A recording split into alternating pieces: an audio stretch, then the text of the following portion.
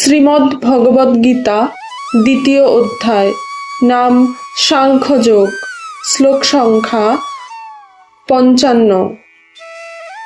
প্রজাহাতি যদা কামান সর্বান পার্থমনোগতান আত্মনিয়েব আত্মনা তুষ্টঃ স্থিতপ্রজ্ঞস্তদুচ্যতে।